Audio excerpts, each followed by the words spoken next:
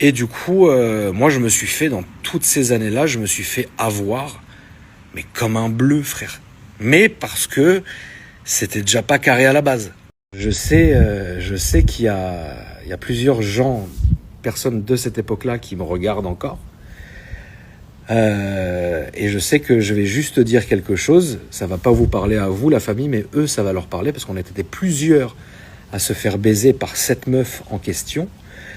Rappelez-vous de Cindy et des diamants.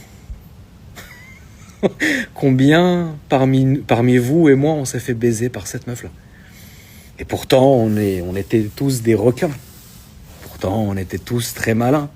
Pourtant, on était tous bien comme il faut. On s'est fait avoir comme des bleus, frère. Comme des bleus, on s'est fait avoir. On était au moins une vingtaine à s'être fait avoir par cette meuf-là en une soirée, la famille. Incroyable. C'est une histoire que je peux pas raconter, bien évidemment, tu vois. Mais voilà. C'est très très compliqué.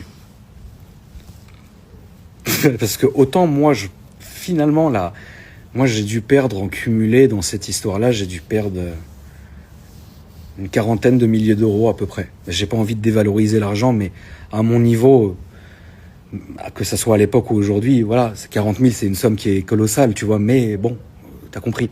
Mais il y en a que je connais qui ont perdu leur voiture. Parce qu'en fait, c'est une meuf qui avait fait une levée de fonds très rapide. Et on devait trouver beaucoup d'argent très rapidement pour avoir un gain, enfin un regain énorme. Et en fait, tout le monde s'est fait avoir, quoi. C'est la seule fois où on s'est fait baiser comme ça. Ah, la famille, ils ont mis leur voiture dans l'histoire. Leur voiture. Enfin bref. Ah, c'était une belle époque et je suis vraiment content de l'avoir vécu.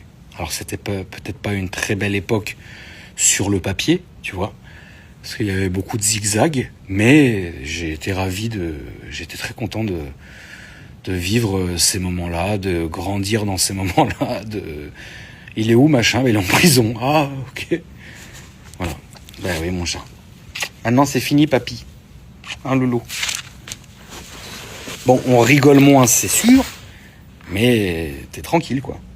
Moi, ce qui m'a clairement sauvé à cette époque-là, c'est parce que j'avais de l'argent et j'en avais pas besoin. Et donc, ça ne m'a jamais intéressé. Mais je peux vous garantir que j'ai vu des gens devenir multimillionnaires à 17 ans. Et très vite, sur genre 3-4 mois. Mais après, aujourd'hui, où est-ce qu'ils sont? Aujourd'hui, qu'est-ce qu'il en reste, etc. C'est un choix de vie. Comme je vous l'ai dit, je ne peux pas me permettre de juger parce que j'ai grandi, moi, avec ces gens-là. Et donc, j'ai jamais posé la question, mais tu trouves pas que c'est mal de faire ça?